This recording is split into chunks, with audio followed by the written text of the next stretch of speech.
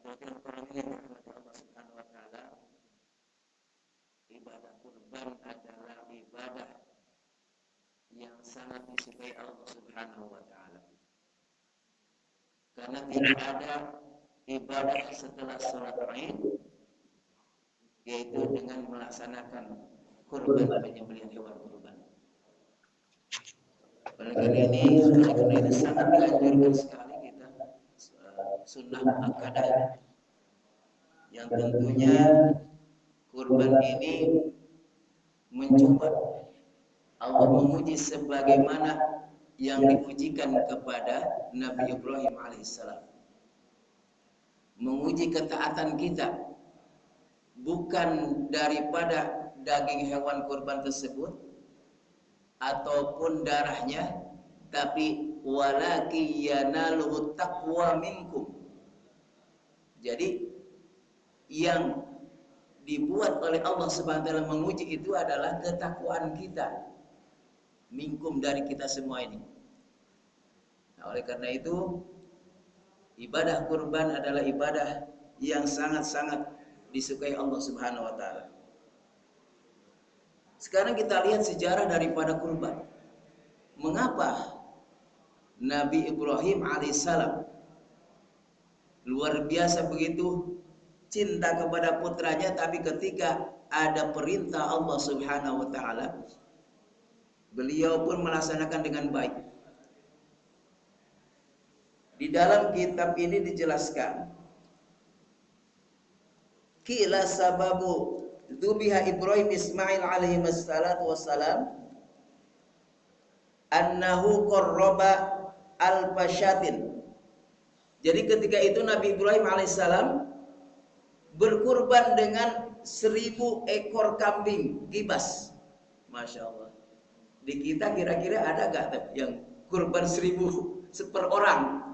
Seorang itu 1000. Bukan hanya itu, Nabi Ibrahim 1000 ekor kambing gibas, kemudian wasala 100 baqarah, dan 300 ekor sapi. Masya Allah.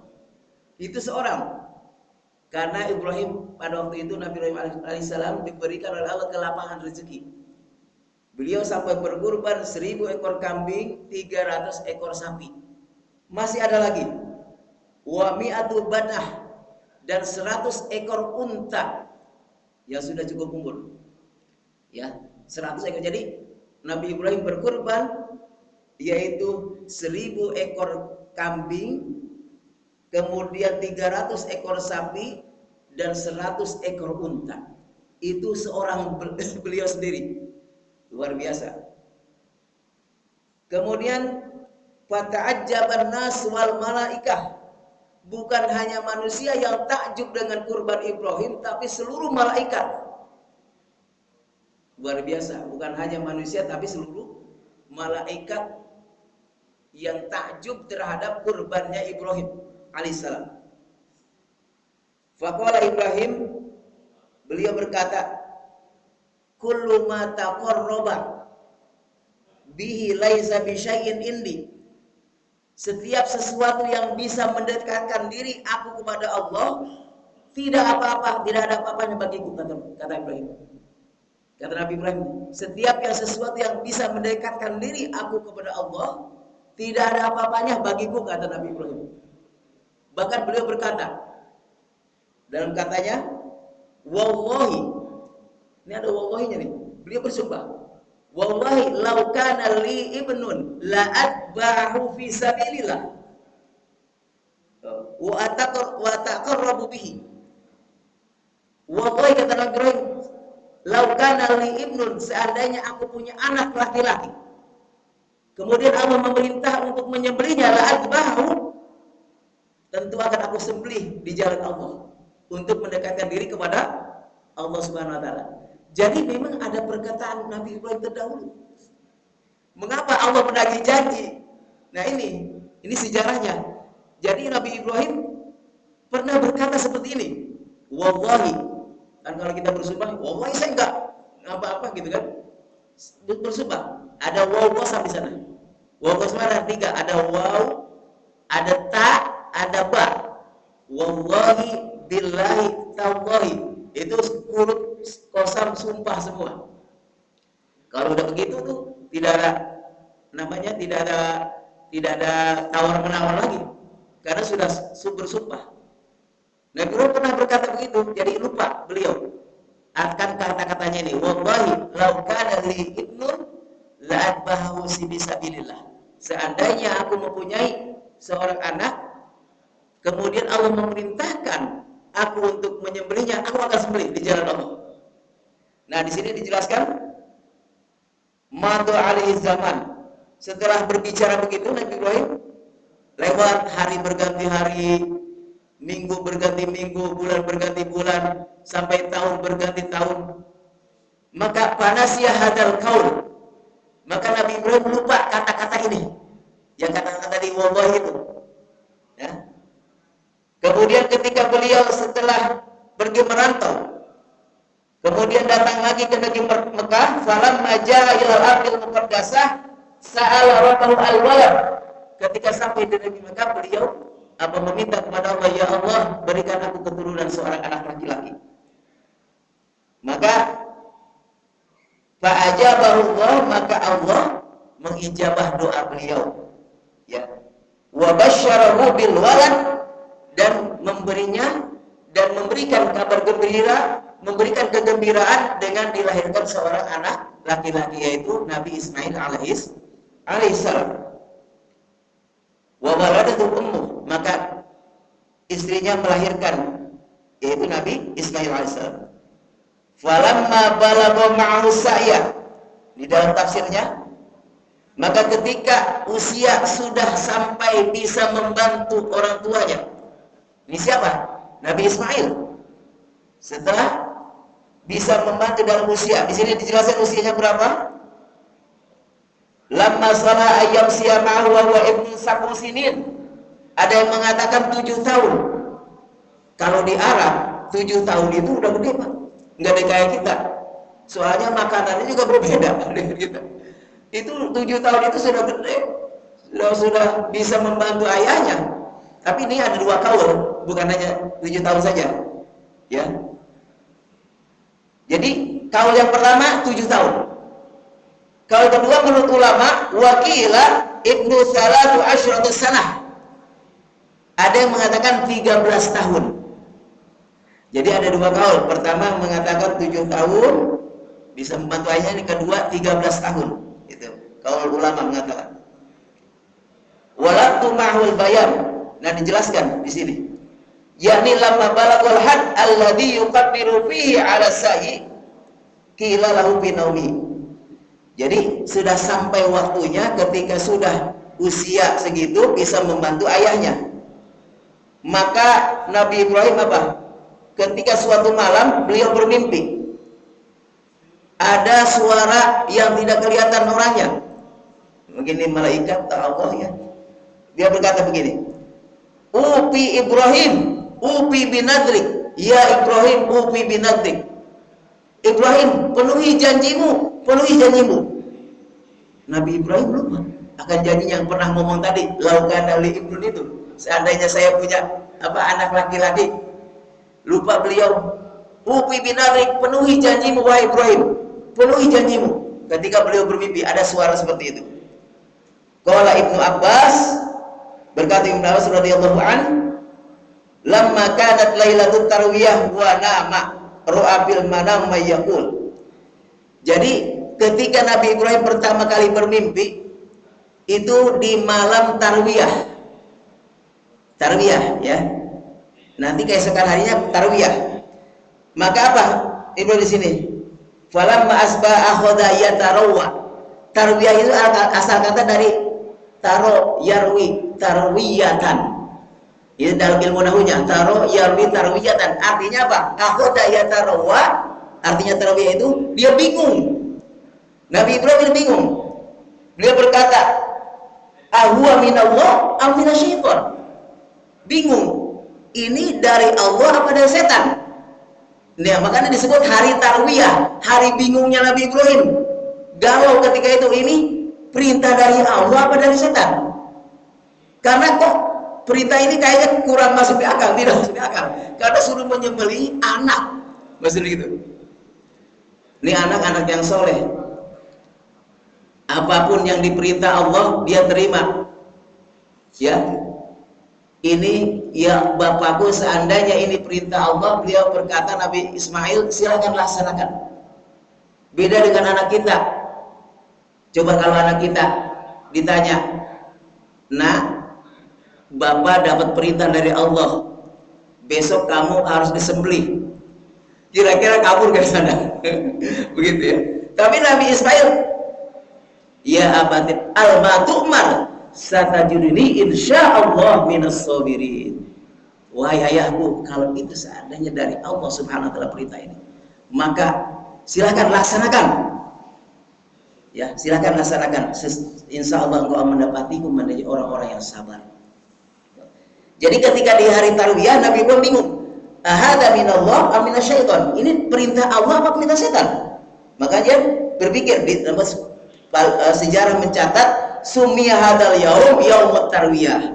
Jadi sejarah mencatat ketika Ibrahim kebingungan di hari tarwiyah itu, maka inilah hari tarwiyah kebingungan Ibrahim untuk menentukan ini dari Allah dan setan. Bermimpi sampai 3 kali beliau. Ya. Falamma amsa, kemudian setelah sore bermimpi lagi malamnya. Dan begitu juga, ya Ibrahim ufi binadrik wa Ibrahim ufi binadrik wa Ibrahim, penuhi janjimu yang telah kau katakan dulu, penuhi janjimu.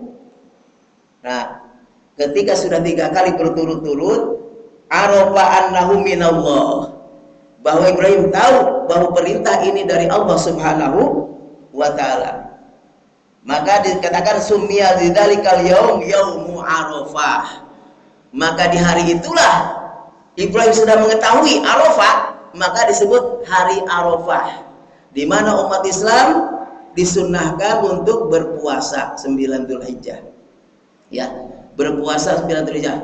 Ini pahalanya sangat besar. Yukaffiru sanatal madiyah. Allah akan mengampuni dosa setahun yang telah lalu, ini pahalanya, dan setahun yang akan datang, jadi 2 tahun. 1 tahun yang belum kita jalani, dosanya sudah diampuni oleh Allah Subhanahu wa taala. Subhanallah, ini saking rahman rahimnya Allah kepada kita. Adanya puasa 9 Dzulhijjah, maka disebut hari Arafah. Sejarah mencatat ketika Ibrahim tahu bahwa itu adalah perintah Allah, mimpi itu perintah Allah, maka Arafah dia tahu, maka disebut summiya dzalikal yaum yaum Arafah. Maka namanya hari itu adalah hari Arafah. Gitu. Kemudian malam ketiganya bermimpi. Banyak orang-orang yang menyembelih hewan kurban. Oh, ternyata hari ketiganya itu adalah hari Yaumun Nahri, yaitu daripada hari penyembelihan hewan kurban. Nah, makanya menjadi syariat buat kita setiap Idul Adha 10, 11, 12, 13 hari raya tasyrik. Nah, kita untuk menyembelih daripada dianjurkan setiap tahun kalau bisa dianjurkan menyembelih hewan kurban. Sebab kata Rasulullah, man kana lahu sa'atan falam yudhi fala yaqrabanna musallana. Seandainya dia sudah mempunyai harta ataupun uang untuk berkurban, kemudian ditunda-tunda, nanti aja saya berkurban sampai habis uang itu, maka kata Rasulullah, jangan kau dekati daripada musolahku, boro-boro sholat di dalamnya, mendekati aja nggak boleh. Itu bagi orang yang menunda-nunda kurban kemudian sampai habis uangnya tidak berkurban. Ada lagi satu lagi yang paling sadid, man kana lahu sa'atan falam yudhi falyamut insya'a yahudiyan wa insya'a nasraniyan. Apabila dia mempunyai harta ataupun sudah sampai nisabnya untuk berkurban, kemudian tidak berkurban, pilih meninggalnya dalam keadaan Yahudi atau Nasrani. Naudzubillah min dzalik. Jadi 2 kata Rasulullah. Yang pertama, jangan dekat-dekati tempat sholatku. Yang kedua, pilih meninggalnya dalam keadaan Yahudi atau Nasrani. Kalau menunda kurban ketika dia sudah punya uangnya kemudian sampai habis tidak sampai berkurban. Hadratil mukarramin yang dirahmati Allah Subhanahu wa taala. Mari kita lanjutkan daripada fadilah daripada kurban tersebut.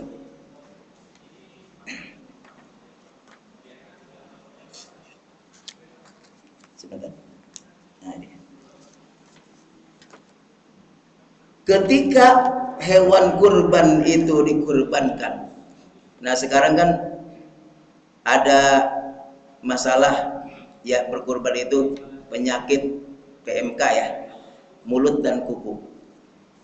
MUI telah menjelaskan juga di bagian kesehatan, sebenarnya ini syarat-syaratnya yang dikeluarkan ke bagian kesehatan dan MUI pun jelas, yang syarat-syarat yang sudah disyariatkan, diantaranya tidak ada yang cacat daripada tubuh hewan tersebut, tidak pincang, tidak buta sebelah, umurnya sudah cukup, atau yang sekarang dikenal dengan kukunya melepuh sampai tanggal kukunya, itu yang tidak boleh ya. Tanggal kukunya dalam, saya baca di MUI itu tanggalnya kukunya itu copot, aslinya kukunya itu yang tidak boleh.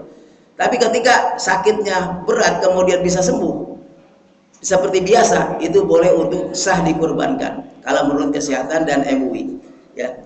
Baik, sekarang kita contoh fadilah daripada berkurban tersebut ya. Rasulullah SAW bersabda di sini, dari sana dari Ibnu Abbas, man kharaja min baitihi ila sira'il udhiyah kana lahu bi kulli khutwatin asru hasanat. Barang siapa orang yang keluar dari rumahnya, bapak membeli hewan kurban, keluar dari rumahnya, apa pahala yang diberikan Allah? Kana lahu bi kulli khutwatin, setiap langkah bapak untuk membeli hewan kurban, asru hasanat, akan diberikan 10 kebaikan, wa ma'a asru sayyi'at, dan akan dihapus 10 keburukan yang ada pada diri kita, wa rufi'a asru darajat, dan akan ditingkatkan derajat kita 10 derajat. Ini luar biasa, Allah berikan pahala kepada orang-orang yang berkurban ya. Makanya di kurban itu dianjurkan untuk setiap tahunnya kalau kita punya rezeki ya. Kemudian kata di dalam hadis lain menyatakan, wa idza takallama fi siraiha kana kalamuhu tasbihan. Apabila dia berkata kepada tukang hewan kurban tersebut yang menjual, bang ini berapa? Jadi yang keluar bukan itu sebenarnya kata-katanya dalam pahalanya, seperti bertasbih, seperti baca subhanallah walhamdulillah wala ilaha illallah wallahu akbar, seperti itu yang keluar. Bukan menawar, artinya bukan menanyakan berapa harganya, tapi yang keluar itu adalah kata-kata tersebut, subhanallah walhamdulillah wala ilaha illallah wallahu akbar. Kemudian wa idza nuqida samanuha kana lahu bikulli dirhamin sab'umi'ati hasanah. Apabila dibayarkan, misalnya harga kambing ini 3.500.000, dari perkelipatan rupiahnya itu Allah berikan apa? Pahala. Likulli dirhamin, kalau dulu kan dirham, kalau di Indonesia kan rupiah ya kan. Maka setiap kelipatannya 100 rupiah, 100.000 rupiah ataupun 50 rupiah, maka diberikan sab'umi'ati hasanah, 700 kebaikan. Jadi ketika nawar sudah baca tasbih, setiap langkahnya dihapus keburukan kita. Kemudian ketika membayar harga, itu kelipatan setiap rupiahnya Allah balas menjadi 700 kebaikan. Luar biasa. Kemudian wa idza ahraqa damuha khalaqallahu bi kulli qatratin min dami asra minal malaikah yastaghfiruna lahu ila yaumil qiyamah. Apabila sudah menyembelih, tetesan darahnya, bahkan kurban itu Pak, bukan hanya dagingnya yang luar biasa bermanfaat, tapi dihitung oleh Allah SWT, kukunya, tanduknya itu jadi pahala. Artinya yang sesederhana itu, yang kira-kira orang tidak mau, kuku, tanduk kan tidak mau, bulu, tapi itu dihitung oleh Allah Subhanahu wa taala. Jadi ketika disembelih hewan kurban, ini darahnya netes, ngucur, itu sebelum sampai ke tanah oleh Allah SWT ditadangin tuh untuk jadi pahala luar biasa per tetes. Di sini dijelaskan bahkan setiap tetesan itu Allah ciptakan 10 malaikat memintakan ampun kepada orang yang berkurban. Kalau ada seember berapa tetes? Satu tetesnya 10 malaikat memintakan ampun kepada orang yang berkurban. Subhanallah, itu pahalanya sangat luar biasa. Bahkan sebelum sampai jatuh ke tanah itu darah hewan kurban, artinya Allah terima. Ada bejana yang tidak terlihat dipegang oleh malaikat untuk menandangin daripada darah tersebut. Artinya kurban sudah diterima oleh Allah Subhanahu wa taala. Seperti itu. Yang dijelaskan di sini. Ya. Kemudian wa idza qasama lahmuha kana lahu bikulli luqmatin mislu idqu raqabah min waladi Ismail. Nah, ketika dibagi-bagi dagingnya, dipotong-potong tuh. Potong-potong dagingnya dibagi-bagi. Jadi per potong itu, per iris itu seperti orang yang memerdekakan hamba sahaya dari keturunan Bani Ismail. Dari keturunan Nabi Ismail alaihissalam. Jadi ketika panitia memotong-motong hewan kurban, kemudian dibagikan, jadi perpotongnya itu seakan-akan seperti pahalanya memerdekakan hamba sahaya dari Bani Ismail, dari keturunan Nabi Ismail alaihissalam. Nah, seperti itu. Kemudian dijelaskan jadi juga, ya, ini jadi jawahir. Kemudian Ustaz, ada berkurban itu ada satu kambing untuk sekeluarga, ada satu kambing untuk seorang, ada 7 dengan keluarganya 7 orang. Nah, seperti itu. Jadi permasalahannya di sini adalah ketika satu kambing untuk sekeluarga itu di dalam kitab fikih dijelaskan al-ishtiraku bis-shawab. Al-istiraku bis-shawab, jadi mengumpulkan pahala. Betul, boleh satu kambing untuk sekeluarga, pahalanya saja. Jadi join dalam pahala. Tapi wala istiraku bil udhiyah. Tidak join di dalam kurban. Tetap satu orang satu. Tapi kalau al-istiraku bis-shawab itu boleh satu kambing untuk keluarga. Makanya di sini dijelaskan ada di hadis Aisyah, ya Aisyah tak qurdimi uhdihatik, wahai Aisyah, sini aku akan kurbankan, katanya. Kemudian Siti Aisyah bertanya, Fakultu ya Rasulullah, ana khosu am alil mu'minin ammah. Rasulullah, apakah saya berkurban ini hanya untuk diri sendiri, apa untuk keluarga semua kaum mukminin di seluruh dunia? Pokoknya di dunia inilah gitu.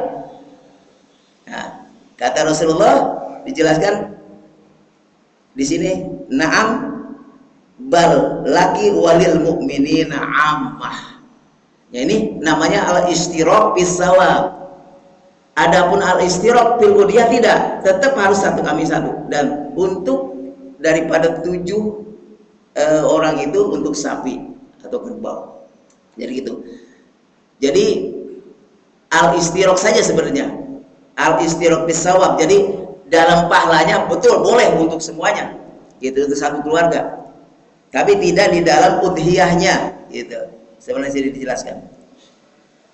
Kemudian ketika kita berkurban, dijelaskan di sini, man qarraba qurbanan. Ketika orang berkurban, dijelaskan di sini, man qarraba qurbanan, barang siapa yang berkurban, ro'a fi qabrihi, nanti di hari kiamat, qaiman ala ra'si qabrihi. Jadi hewan kurban itu nyamperin di makbarah kita, kuburan kita, berdiri dia. Kemudian kita bingung, siapa ini? Kemudian ditanya di sini, dijelaskan dalam hadisnya, man anta wa ayyu syai'in anta wa ma ra'aitu ahsana minka. Siapa kamu? Siapa engkau? Saya tidak pernah melihat di dunia ini hewan seindah engkau. Luar biasa, kita kaget tuh sama kurban kita. Kemudian hewan ini menjawab di dalam hadisnya, fayaqul ana kurbanak, akulah kurbanmu, alladzi qarrabtani fid dunya, yang telah engkau kurbankan dengan ikhlas di dunia. Kata kurban itu, ini kurbanmu, aku kurbanmu. Kenapa sebabnya? Saking indahnya, irkab ala dhuhri, naik ke punggungku, kata kurban tersebut. Betul, dia menjadi tunggangan. Wayar kabulahi. Jadi di dalam hadis di sini jelaskan kornahu minad dhahab, tanduknya hewan kurban tersebut yang kita kurbankan dengan ikhlas nanti akan berubah jadi emas. Ya, wa sya'ruhu minad dhahab, kemudian bulu-bulunya juga terbuat dari emas. Jadi saking indahnya maka kita bertanya, siapa engkau? Ya, ini kurbanmu yang ketika kau kurbankan dengan ikhlas di dunia. Nah, ada juga permasalahan Ustaz, ketika kurban itu kulitnya ini kemanain sama kepalanya. Jadi kadang-kadang begini, si pengurban sendiri menjual kulitnya untuk upah motong. Padahal kita harus bedain, upah motong harus si pengurban sendiri dengan uang sendiri. Ya, tidak boleh dari hasil penjualan kulit ataupun kepala. Lah nanti kalau misalnya kulit dijual sama si pengurban, nanti naik kambing sama sapi kagak ada kulitnya. Apalagi kepala dijual untuk upah motong misalnya. Nanti naik kurban atau naik hewan tersebut tidak ada kepalanya. Nyasar bisa nyemplung. Ya, nyasar bisa nyemplung, itu berbahaya. Jadi yang jelas si pengurban tidak boleh menjual. Adapun misalnya Ustadz ada kulit, kalau misalnya kita bagi-bagi kan nggak mungkin sepotong-sepotong dimasukin ke dalam plastik. Ngolahnya juga ya kan susah juga, kulit kan harus dikerok dulu dan lain sebagainya. Ada kulit dijual misalnya untuk apa? Oh, biaya operasional. Kan ini amanah nih, berbahaya. Jangan sampai kita menghitung bulunya nanti di hari kiamat kalau kita tidak amanah. Itu nanti diajar oleh Rasulullah di dalam hadisnya. Jadi kulit misalnya, yang penting tidak dijual dengan oleh si pengurban untuk panitia, biaya operasional panitia misalnya. Silakan, nggak apa-apa. Dijual untuk biaya operasional. Misalnya beli plastik dan lain sebagainya. Sebenarnya plastik itu dari si pengurban harusnya. Ya. Jadi misalnya ngambil dagingnya untuk dimasak untuk yang kerja kan capek tuh. Boleh, nggak apa-apa, yang penting si pengurban tidak ikut. Jangan sampai ketika si pengurban juga panitia. Nah ini berbahaya, jangan sampai jadi si pengurban itu jadi panitia. Kenapa? Sebabnya nanti khawatir dia makan ketika dijual daripada kulitnya dia dikasih upah juga gitu kan. Nah ini. Jadi kurban kita itu adalah menjadi tunggangan kita. Ustadz, bagaimana yang belum belum kuat kurban? Kata Rasulullah di sini, kalau belum kuat kurban, solusinya adalah berbuat baiklah engkau. Berbuat baiklah engkau, namanya amal soleh. Insya Allah amal soleh ini Allah jadikan seekor unta nanti di hari kiamat untuk ditunggangi. Kata Rasulullah dalam hadisnya, hadis qudsi, wahai malaikat, jangan engkau tinggalkan umat Nabi Muhammad jalan ke surga. Pokoknya semua naik tunggangan.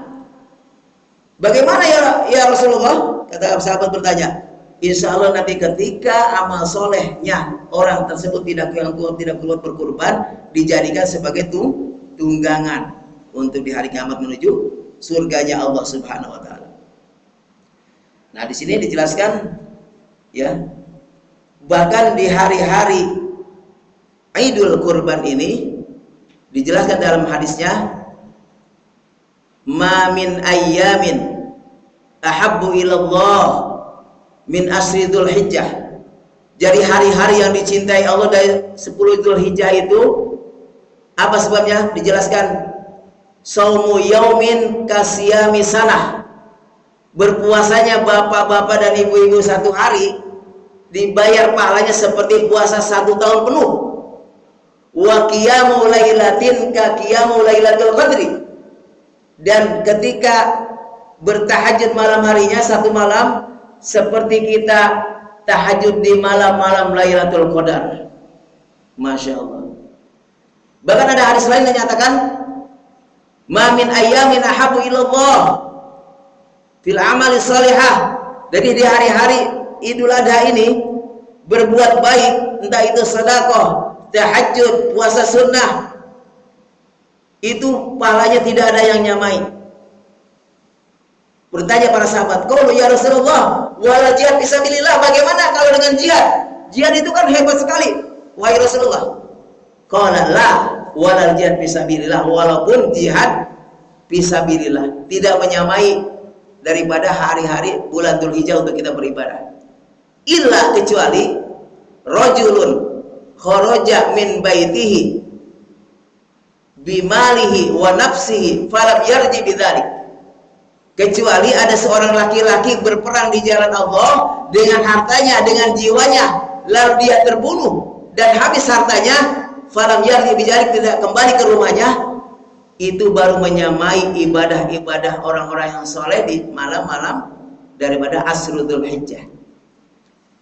Makanya di tafsir dijelaskan wal fajri walayalin asyr, demi fajar, walayalin asyr itu adalah 10 hari bulan Dzulhijjah. Ada yang mengatakan mufassir lain 10 hari terakhir Ramadan, ada 10 hari di bulan Muharram. Tapi jumhur ulama mengatakan walayalin asyrin itu adalah 10 hari bulan Dzulhijjah. Maka kita dianjurkan memperbanyak daripada amal soleh di bulan-bulan Dzulhijjah yang betul-betul oleh Allah Subhanahu wa taala diberikan pahala yang sangat luar biasa. Sangat luar biasa. Ya, karena memang bulan Dzulhijjah ini bulan-bulan yang sangat dicintai oleh Allah Subhanahu wa taala. Bahkan orang yang mengatakan kalimat la ilaha illallah pun dijelaskan ketika Nabi Musa alaihissalam bertanya, ya Allah, aku ini sudah berdoa lama sekali, kenapa tidak dikabulkan? Kata Allah Subhanahu wa taala, baca kalimat la ilaha illallah. Kan Musa kalimullah, orang yang berbicara dengan Allah Subhanahu wa taala. Maka baca kalimat daripada la ilaha illallah Muhammadur Rasulullah sallallahu alaihi wasallam. Ya. Ya Allah, semua umat Nabi Muhammad juga semua yang lainnya baca la ilaha illallah. Maka dijelaskan oleh Allah Subhanahu wa taala, seandainya di bulan Dzulhijjah ini kalimat la ilaha illallah dengan seluruh dunia isinya masih timbangannya masih berat daripada kalimat la ilaha illallah ketika dibaca di bulan Dzulhijjah. Tentunya di bulan lain juga besar pahalanya, tapi lebih afdal dan besarnya baca di bulan Dzulhijjah, yaitu 10 hari daripada bulan Dzulhijjah.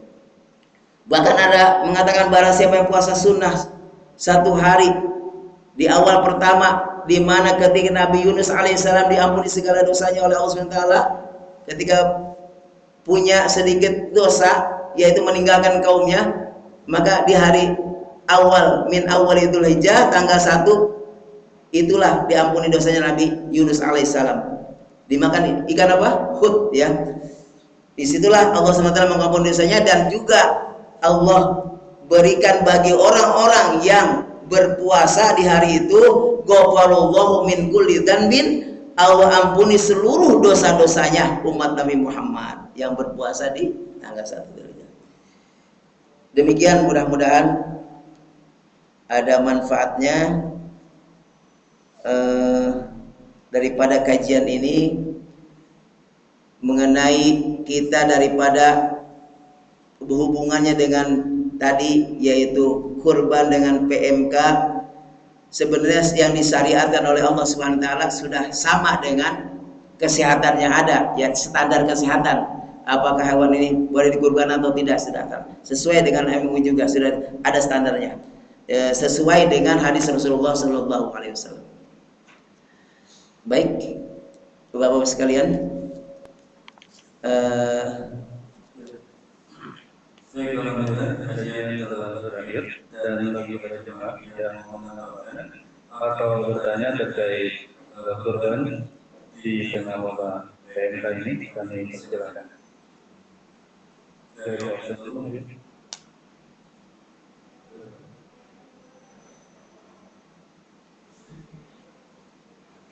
Dan pertama terkait sapi yang kena PMK, itu kalau nggak salah ada fatwa gitu, fatwa bahwa yang sakitnya nggak parah bisa jadi korban.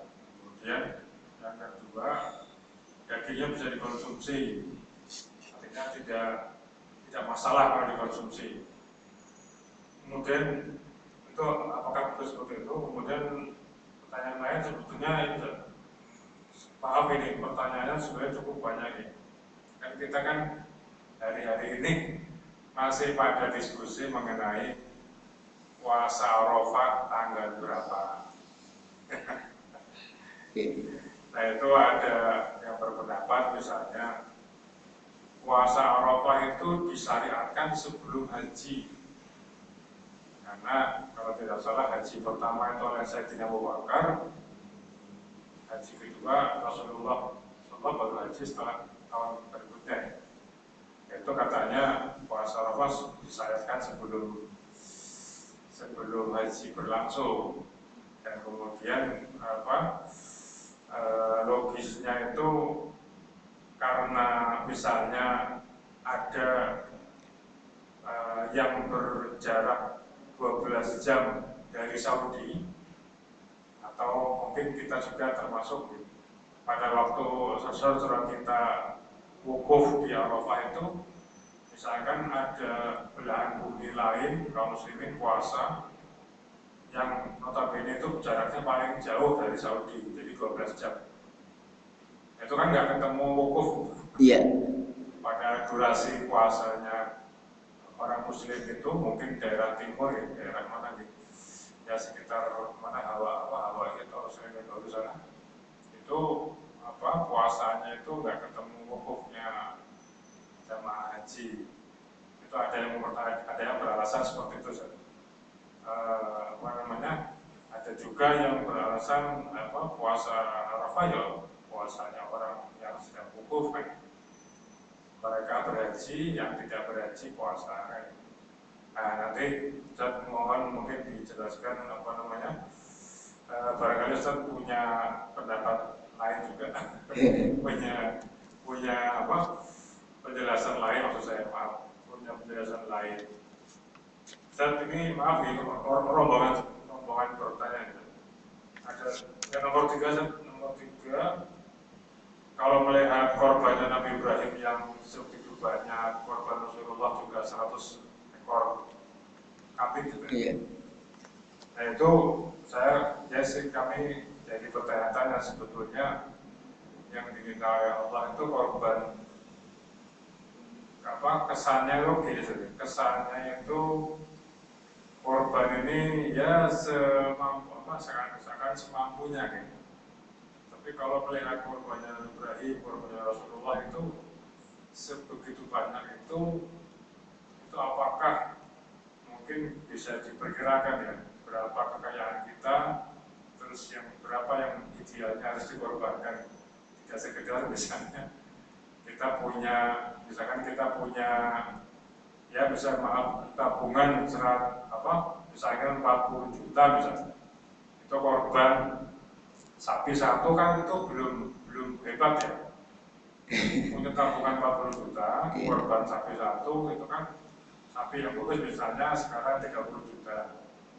Itu mungkin apakah harus dihabiskan semua tabungan kita 40 juta, mungkin sapi satu kambing 3 misalnya, apakah begitu?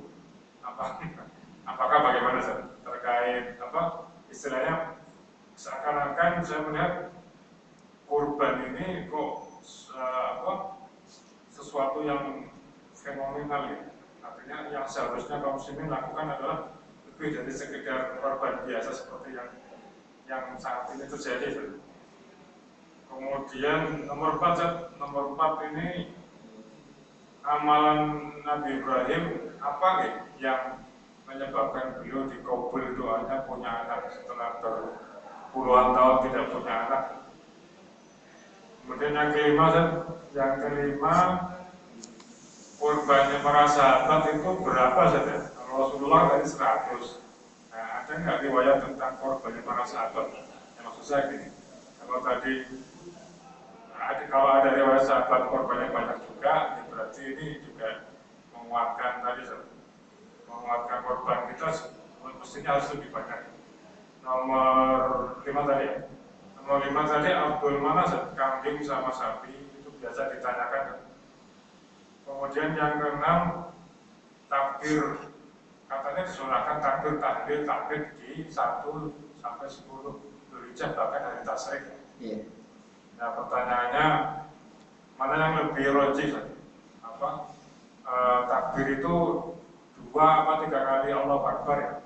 Allahu Akbar, Allahu Akbar, Allahu Akbar itu 3 kali, atau Allahu Akbar, Allahu Akbar, la ilaha illallah.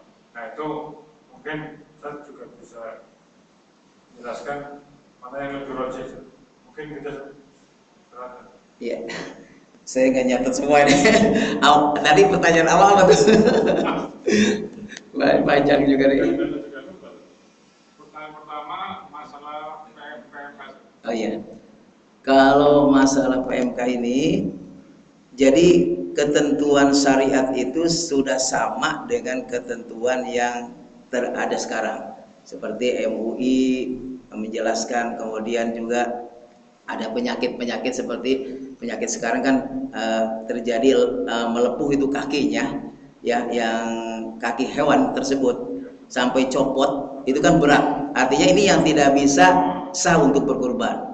Tapi kalau seandainya dia hanya melepuh saja, kemudian moncongnya juga kan di situ ada penyakit mulut juga kan, moncongnya tidak begitu banyak melakukan liur, dan itu bisa sembuh, itu sah untuk dikurbankan. Kalau dia sembuh total gitu kan setelah pemeriksaan medis dan sebagainya, itu tentunya. Jadi intinya standar yang diberikan oleh syariat sama dengan standar yang diberikan oleh Dinas Kesehatan Peternakan dalam hal ini, juga oleh MUI juga gitu. Itu ya pertanyaan pertama ya. Yang kedua,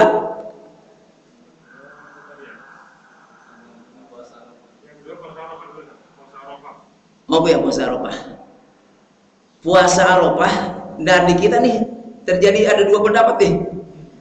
Ya. Ada puasa Arafahnya ketika manasik.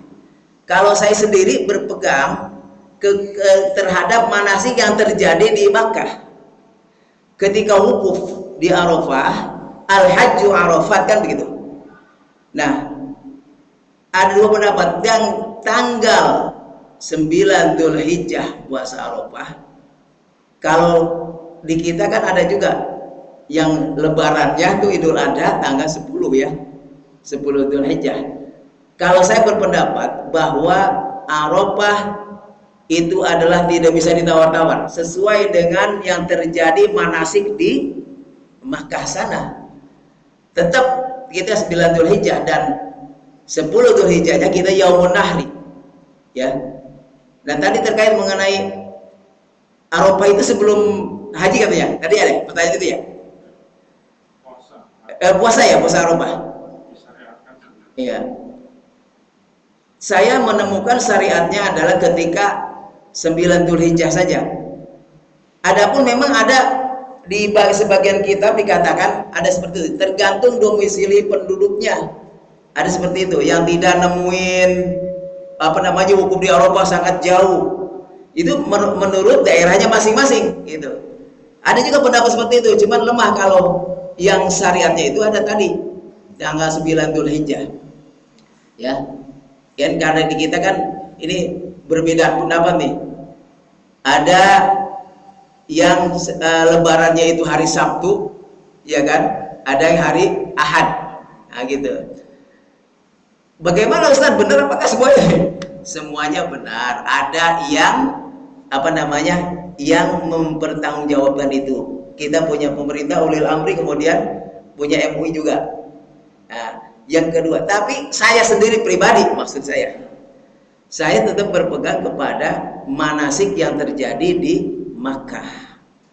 Karena apa? Karena ketika orang yang berlebaran kita masih puasa sunnah, rasanya gimana ya, sesuai syariat apa tidak kan itu? Coba bayangkan, ketika Yaumun Nahri kan 9 Dzulhijjah kan itu di hari Jumat ya kalau nggak salah, di hari Jumat ya. Ya, Wukuf hari Jumat. iya, wukuf di hari Jumat kan. Nah besoknya kan itu sudah Yaumun Nahri kan. Nah di Indonesia masih puasa kan gitu. Kalau seandainya Idul Adha di hari Ahad kan gitu. Nah kalau saya berpatokan tetap, bahkan ada masjid yang undang-undang saya untuk khotib di hari Sabtu itu, bukan di hari Jumat gitu. Nah itu saya memakai patokan itu. Tapi itu terserah, kembalikan. Da ma yuribuk ila ma la yuribuk. Tinggalkan yang meragukanmu kepada yang tidak meragukanmu, gitu aja intinya. Da ma yuribuk ila ma la yuribuk. Itu saja patokannya. Tapi saya seperti itu. Jadi saya tetap berpatokan bahwa saya Idul Adha di hari Sabtu, bukan di hari Ahad gitu. Karena saya berpatokan kepada manasik haji yang terjadi di sana, wukuf kan. Masa kita berpuasa dalam keadaan orang Yaumun Nahri gitu kan, apa nanti ya gitu. Sangat berbenturan sekali dengan hati nurani juga, sangat ini gitu kan, sesuai dengan keilmuan kita yang kita pelajari itu gitu. Jadi tetap memakai manasik yang terjadi. Apa lagi terus? Mungkin dari ini dulu, kira-kira berapa persen harta kita yang mestinya kita korbankan? Iya, baik. Di zaman Rasulullah itu kan mereka girohnya luar biasa kan. Sahabat juga ada dijelaskan dalam kitab Irsyadul Ibad, ada yang lebih dari 10 mereka, satu orang itu ya, unta lagi itu, karena memang girohnya luar biasa. Nah sekarang bagaimana kita yang mengikutinya? Dijelaskan dalam kitab ini, wa in kana fakiron. Apa dia fakir? Artinya fakir ini masih bisa, artinya masih bisa makan sehari 3 hari, artinya masih seperti itu. Wa in kana fakiron, apabila dia di hari nahar itu fakir, tiba-tiba datang hartanya banyak, wajib dia untuk berkurban walaupun dia fakir. Kalau tiba-tiba ada harta, ya istilahnya kelebihan harta di situ, jadi tidak menjadi ukuran. Artinya apakah seperti 40 juta harus dikorbankan semua, yang lain asal dihabiskan, maksudnya katanya pertanyaannya tadi ya, seperti itu. Jadi tidak mesti seperti itu, walaupun dia dalam keadaan fakir. Ketika ini di dalam sini ya, in kana fakiron, dijelaskan di sini ya, apabila dia fakir kemudian tiba-tiba datang apa harta ataupun rezeki yang tidak disangka-sangka gitu dalam keadaan fakir tuh, maka wajib di situ untuk daripada berkurban.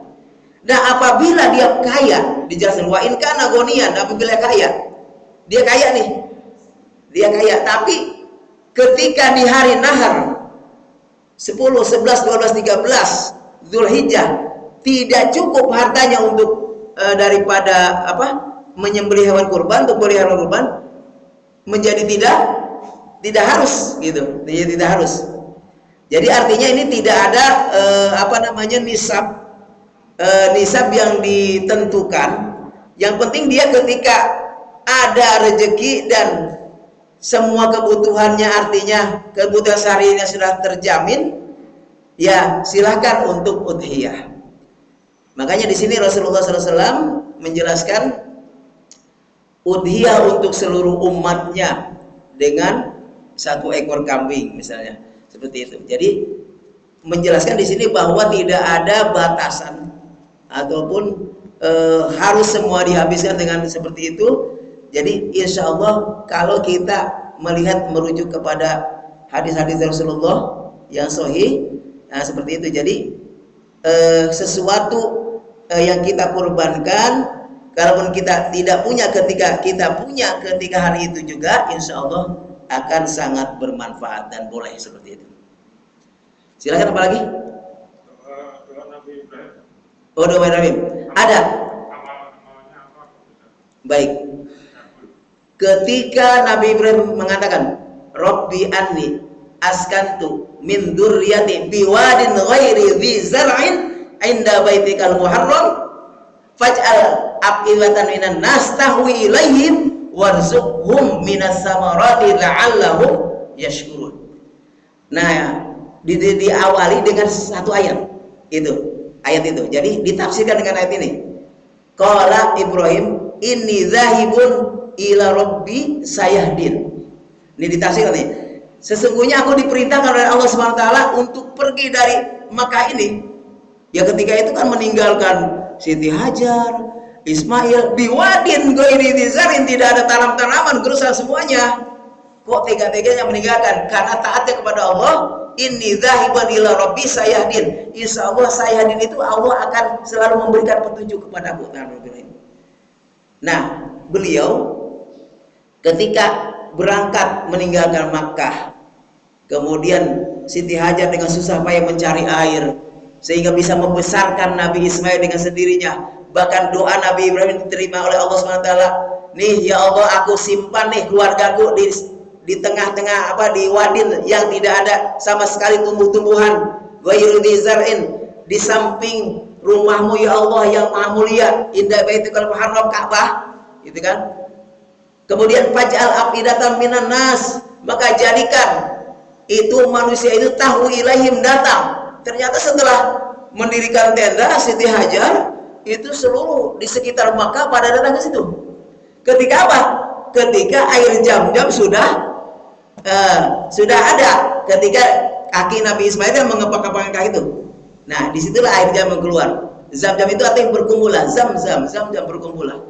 Ya, dari situ ini artinya penduduk Makkah sekitar situ ingin mencari air ke situ. Maka didirikannya rumah-rumah dan tenda-tenda, di situ menjadi subur ladangnya. Ya, tahwilah itu manusia pada datang. Ya, warzukum, dan berilah mereka rezeki ataupun yang bisa membuat mereka kenyang, warzukum minas samarot, dari buah-buahan, la'allahum yashkurun, agar mereka bersyukur. Kemudian Nabi Ibrahim berdoa. Doanya sangat penting. Itu yang ditanyakan Pak Ustadz tadi. Yaitu Rabbi habli minas solihin. Ya Allah, berilah aku keturunan di antara orang-orang yang saleh. Bukan itu saja sebenarnya Nabi Ibrahim. Selain berdoa itu, beliau mengamalkan, ada doanya di sini. Ya, doanya di sini dikatakan membaca kalimat la ilaha illallah. La ilaha illallah Muhammadur, bukan Muhammad, jadi la ilaha illallah saja, bukan Muhammad. La ilaha illallah, karena belum itu kali ya ketika itu. La ilaha illallah dijelaskan di sini sebanyak 1000 kali. 1000 kali selama Nabi Ibrahim belum mendapatkan putra, gitu. Banyak, jadi ini buat resep juga bagi yang belum punya ini ya, punya putra gitu. Jadi selain beliau berdoa Rabbi habli minas solihin, ya Allah berilah aku keturunan dari orang-orang yang saleh, beliau mengamalkan kalimat la ilaha illallah sebanyak 1000 kali di sini. Gitu. Gitu Ustaz. Masih ada Ustaz? Oh iya. Yang rajih Allahu akbar, Allahu akbar, Allahu akbar, dijelaskan salah samarot. Yang rajih itu salah samarot, bukan cuma 2 tapi salah samarot takbirnya. Karena yaitu Allah menyukai yang ganjil. Jadi yang dibaca ketika Allahu akbar, Allahu akbar, Allahu akbar, la ilaha illallah, Allahu akbar, Allahu akbar, walillahil hamd, gitu. Jadi insyaallah takbir yang kita laksanakan yang sesuai syariat adalah salah samarot, dijelaskan yaitu 3 kali dalam kita mengucapkan Allahu Akbar. Dan waktunya sampai kapan? Sebelum di hari penyembelihan, ya, di hari penyembelihan. Jadi waktunya pada asar, kemudian sampai selesai asar lagi. Nah, itu disunahkan kita setelah salam membaca takbir, ya, membaca takbir. Jangan pakai wirid dulu, istilahnya aurad dulu, langsung membaca takbir. Karena disyariatkan seperti itu kita untuk membaca takbir daripada di hari-hari raya tasyrik, gitu. Begitu Ustaz.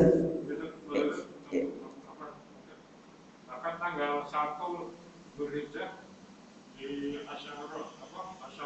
Asharul Dzulhijjah. Dzulhijjah karena disunahkan takbir tahmid. Iya betul, di hadisnya ada. Jadi 100 kali tahmid, 100 kali takbir, 100 kali tasbih, itu terus bolak-balik. Nah, disyariatkan seperti itu, 100 kali. Nah, kalau lebih 100 lebih afdal, namanya ibadah, lebih banyak lebih besar pahalanya.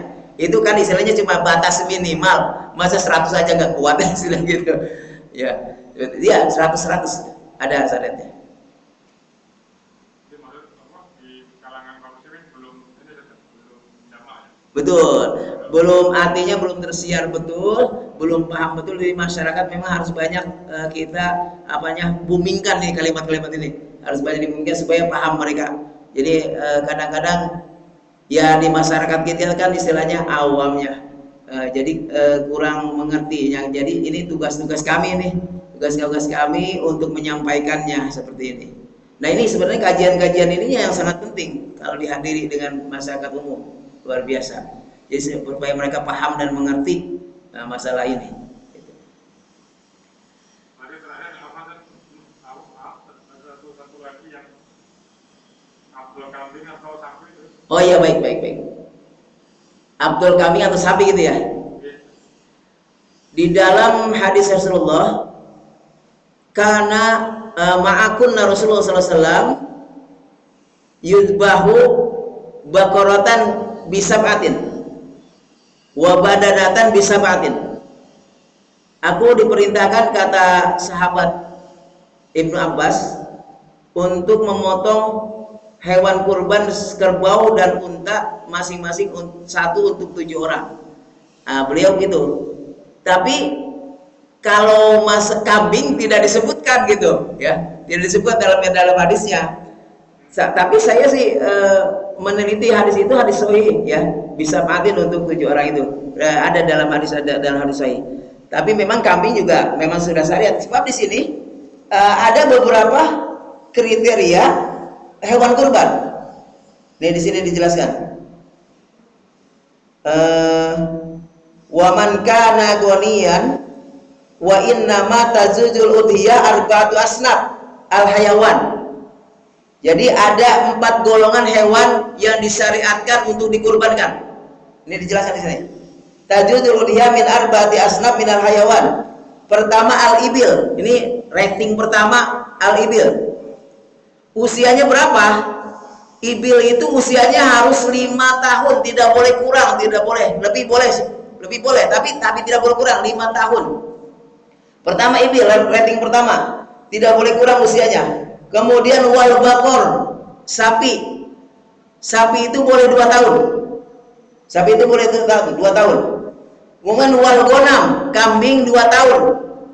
Ingat, kambing Jawa dengan domba beda. Usianya itu boleh. Dia boleh perempuan, boleh laki-laki untuk dikorbankan. Jadi kambing Jawa itu yang bulunya tipis, tapi kambing domba itu yang bulunya tebal ya. Kalau kambing domba, kambing Jawa itu disebut kambing Jawa yang bulunya tipis, itu boleh 2 tahun. Tapi kalau domba boleh 1 tahun dan boleh 6 bulan. Karena perkembangannya dia lambat. Ya, boleh 6 bulan, boleh 1 tahun. Atau sudah cupak giginya, tahu ya? Gigi yang depannya udah coplok. Nah, itu boleh sah untuk dijadikan kurban. Dia usianya boleh 6 bulan, boleh 1 tahun. Itu bagi kambing domba khusus. Tapi kambing yang Jawa itu 2 tahun harus. Peraturan seperti itu di dalam fikih. Jadi ada 4, Pak. Jadi pertama ibil, bakor, sapi, ibil itu unta, wal gonam, kambing, wal maiz, zukuriha wa inasiha, boleh laki-laki, boleh perempuan. Jadi seperti itu. Maiz itu kambing domba yang masih muda, ya, yang usia yang tadi saya sebutkan, ya, maiz itu. Jadi zukuriha wa inasiha. Jadi bukan hanya syaratnya harus laki-laki, enggak. Jadi di sini dijelaskan wa inasiha, dan perempuan juga boleh, kambing perempuan maksudnya, boleh untuk dikorbankan seperti itu dalam syariatnya. Ya karena kan itu ada di Quran kan redaksinya bizin azim. Iya. Ya. redaksinya di Quran ya. Iya. Tapi sementara Nabi juga yang 100 itu kan ekor kambing kan ya. Iya. Nah itu. Jadi ya mungkin mohon maaf mungkin ada khilaf mana yang lebih asal. Oh iya. Kemudian memahami kambing karena Yang saya pelajari di dalam hadis sahih, yang lebih afdol itu ya sapi. Di dalam hadis sahih.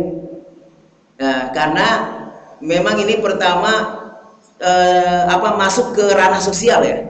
Sapi itu dijelaskan dalam fikihnya bisa membagi orang banyak, bisa menikmati orang banyak. Bahkan non muslim pun dalam hadis itu dijelaskan ada 3 bagian bagi pengurban. Untuk sebagian dibagi 3 tuh, sebagian untuk pengurban, sebagian untuk dibagikan, dan sebagian lagi untuk dijadikan hadiah kepada non muslim. Bahkan dianjurkan non muslim supaya mereka apa? Oh, dakwah dari kita, syiar kita sampai kepada non muslim. Oh, ternyata umat Islam luar biasa ininya, tolerannya gitu kan. Dikasih hewan korban nggak apa-apa. Itu non muslim dikasih. Ada tetangga kita nih non muslim, kasih emang disyariatkan di situ. Jadi 3 bagian dipecahnya itu supaya dengan kelembut hatian orang-orang muslim mereka tertarik, istilahnya tertarik syiar kepada akhlak muslim seperti itu. Jadi yang saya pelajari itu sahihnya sih, kalau di kita sapi, mungkin kalau di sana kan unta ya, kalau di Arab Saudi seperti itu, Ustaz.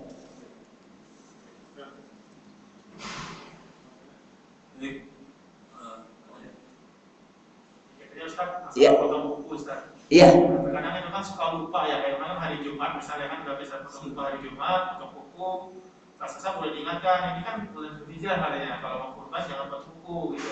Nah itu gimana Ustaz? Apakah itu wajib banget? Maksudnya kalau saya potong buku berarti nggak boleh berkurban atau gimana? Baik di dalam fikih Fathul Wahhab dijelaskan bagi yang pengurban, kalau seandainya kita lupa ya, itu tidak jadi masalah. Tapi memang sangat-sangat tidak dianjurkan ketika si pengurban di bulan Dzulhijjah itu memotong kuku, terutama tanggal 1 sampai 10 itu ya. Jadi artinya tidak menjadi wajib banget gitu. Karena kalau kita lupa kan seperti itu. Kalau kecuali tidak lupa sengaja kan. Jadi tidak menjadi wajib banget. Nanti kalau misalnya kita tunggu nanti tunggangan kita habis punya, enggak gitu. Enggak seperti kulit tadi ya. Kalau kulit memang betul enggak ada kulitnya kan, dijual sama pengurban gitu. Ya, kepalanya juga dijual ya. Jadi tidak menjadi sebuah kewajiban banget kalau kita lupa, diingatkan gitu. Tidak menjadikan penyebab tunggangan kita hilang bukunya, enggak. Seperti itu. Jadi tidak menjadi ya begitu, Pak. Tidak menjadi wajib sekali. Baik, sudah terjawab. Dan mungkin ini paling terakhir, Ustaz. Iya. Mengingat juga yang online ini nggak begitu banyak. Di kurban ini kan ada ranah fikih terkait dengan ada kurban ini kan sunnah muakkad. Iya. Tapi istilahnya juga kurban yang nazar, artinya adalah wajib. Yang membedainya adalah kalau kurban nazar itu kita bisa memakan daging dari kurbannya. Artinya gini Ustaz, yang dimasalah itu kan yang kurban ini kan jauh-jauh hari sudah diniatin. Seminggu atau sebulannya udah ada list kurban gitu. Misal patungan sapi 7 orang. Atau ada diniatkan tabungan kurban jauh-jauh hari itu. Bisa misalkan dari Dzulhijjah setahun berikutnya menabung untuk niatkan kurban. Nah, itu kalau dikaitkan dengan nazar, nazar itu kan secara itu janji. Cuma di sana juga nazar itu kan ketika ada hajat yang terkabulkan, maka dia bernazar. Misalkan kalau sekarang itu kan Idul Adha itu kan berbarengan dengan ini kenaikan kelas. Misalkan anak saya kalau naik kelas akan saya kurban, itu kan jadi wajib. Nah permasalahannya Ustaz, apakah dengan adanya tabungan kurban atau berniat kurban sebulan sebelumnya itu masuk kategori kurban nazar atau kurban sunnah? Karena kalau kurban nazar pasti si sahibul kurban itu tidak boleh makan daging kurbannya. Baik. Baik, itu kan. Di dalam hadis-hadis fikih, di dalam fikih, kitab fikih. Jadi itu tidak termasuk artinya kurban nazar jadinya. Jadi karena memang sudah artinya terjadwal ya gitu ya, terjadwal. Artinya ketika kita berkurban, itu kan kita punya peniatan kalau anak saya naik saya akan berkurban. Tapi itu ditabung ya artinya ya, ditabung itu. Ya artinya jatuh kepada nazar apa yang tidak dilaksanakan, dan apabila istilahnya tidak ada niat untuk itu termasuk kurban sunnah jadinya seperti itu. Kalau sudah diniatkan menjadi kurban nazar, dan memang tidak boleh memakan dagingnya daripada hewan kurban nazar tersebut. Kalau seandainya kita tadi patungan tadi ya, misalnya 7 orang ya, 1 sapi, 7 orang 1 sapi. Tetap kita kalau seandainya kita ikut dengan orang-orang tersebut, mereka kan mungkin kurban sunnah, bukan semuanya nazar ya. Itu kita ikut di situ. Ya tetap kita tidak boleh memakan daripada dagingnya. Mereka yang lain yang kurban sunnah boleh memakan dagingnya. Jadi itu termasuk tetap disebutkan sebagai kurban nazar gitu. Nah, tetap disebutkan sebagai hukumnya dihukumi sebagai kurban nazar. Gitu Pak Budi. Karena kan yang jadi masalah itu kan anak-anak saat itu kan SD atau MI itu kan udah berlatih untuk berkurban. Nah itu biasanya ada tabungan kurbannya. Iya. Nabung tuh. Oh itu, iya kolektif. Nah itu tidak termasuk kurban, tidak. Jadi itu hanya latihan saja. Walaupun pas waktunya berkurban itu. Walaupun pas waktunya berkurban, pas Idul Adha itu berkurban, tidak termasuk, itu hanya latihan berkurban, hanya tarbiyah. Di situ ada unsur tarbiyahnya. Jadi tarbiyah untuk anak-anak kita. Jadi misalnya gini, kita dengan tabungan itu beli 1 sapi, ya kan? Kita sembelih di sekolah rame-rame gitu kan? Itu bukan artinya walaupun disebut namanya tidak menjadi sah kurban, karena memang itu adalah latihan saja untuk beramai-ramai satu sekolah gitu kan misalnya. Jadi juga termasuk gitu, kecuali itu khususkan untuk diri sendiri, dan memang uang yang kita pakai kan layana biru hatta tunfiqu mimma tuhibun, kan itu maksudnya. Di situ Allah menguji kita di situ tuh, hatta tunfiqu mimma tuhibun. Apa yang kita senangi kita kekepin terus, ini yang menjadikan Allah menagih janji seperti itu. Jadi bukan seperti latihan itu. Jadi apa yang kita punya, kocek dari kita, mana sih keikhlasanmu, kan kata Allah sebenarnya gitu. Seperti tanya sama kita, mana keikhlasanmu, bisa gak? Yang Ibrahim aja menyembelih putranya kan gitu. Nah seperti itu. Jadi lan tanalul birra hatta tunfiqu mimma tuhibbun, itu maksudnya ke dalam Quran seperti itu. Jadi boleh ya makan dagingnya. Iya. Ya, Ustaz, mungkin nggak ada lagi ya, karena waktu juga sudah 1:30. Ya. Alhamdulillah pengorbanan sudah selesai, dan terakhir kita tutup dengan doa. Mohon izin Ustaz untuk memimpin doa agar kita mudah-mudahan ada dalam sehat walafiat, amin ya Allah, mendapatkan ilmu yang bermanfaat. Amin ya Allah.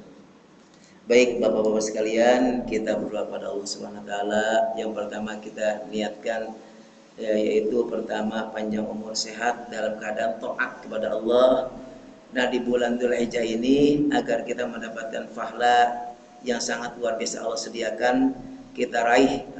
Semoga kita sehat selalu totalitas untuk melaksanakan ibadah, terutama sunnah puasa itu. Kemudian Allah SWT memberikan kekuatan kita untuk berkurban setiap tahunnya. Setiap tahun mudah-mudahan Allah SWT memberikan rezeki kepada kita untuk berkurban setiap tahunnya. Bi barakati al-Fatihah. A'udzubillahi minasyaitonirrajim. Bismillahirrahmanirrahim. Alhamdulillahirabbil alamin arrahmanir rahim maliki yaumiddin iyyaka na'budu wa iyyaka nasta'in ihdinas siratal mustaqim siratal ladzina an'amta 'alaihim ghairil maghdubi 'alaihim waladdallin. Astagfirullahaladzim lakal hamdi ya Allah ya ma'bud. Allahumma salli wa sallim ala habibina wa syafi'ina wa maulana Muhammad wa sallim radhiyallahu ta'ala an kulli sadatina wa sahbihi rasulillahi ajma'in amin. Alhamdulillahi rabbil alamin hamdan na'imin hamdan syakirin hamdan yuafilu wa ikafi mazida ya rabbana lakal hamdu wa lakal mulku wa lakal syukru wa lakal raja kama yanbaghi li jalali wajhikal karim wa 'azimi sultanik. Allahumma salli wa sallim ala sayyidina Muhammad wa ala sayyidina Muhammad. Allahumma aghnina bil 'ilmi wa zayyinna bil hilmi wa akrimna bit taqwa bil afiyah. Allahumma ij'al wa auladana wa asatidana min ahlil ilmi wal khair wa la taj'alna wa iyyahum min asyarri wad dhair. Rabbana ighfir lana wa li ikhwanina alladziina sabaquna bil iman wa la taj'al fi qulubina ghillan lil ladzina amanu rabbana innaka ra'ufur rahim. Allahumma inna na'udzubika minal hammi wal hazan wa na'udzubika minal ajzi wal kasal wa na'udzubika minal jubni wal bakhl wa na'udzubika min ghalabati daini wa qahrir rijal. Allahumma inna na'udzubika min jahdil bala wa darkis siqa wa su'il qada wa syamaatil a'da. Rabbana ighfir lana wa liwalidina warhamhum kama rabbawna shighara. Rabbana atina fid dunya hasanah wa fil akhirati hasanah wa qina adzabannar. Wa sallallahu ala sayyidina Muhammadin walhamdulillahi rabbil alamin. Kurang lebihnya mohon maaf. Assalamualaikum warahmatullahi wabarakatuh. Waalaikumsalam warahmatullahi wabarakatuh. Baik, terima kasih. Assalamualaikum warahmatullahi wabarakatuh. Waalaikumsalam.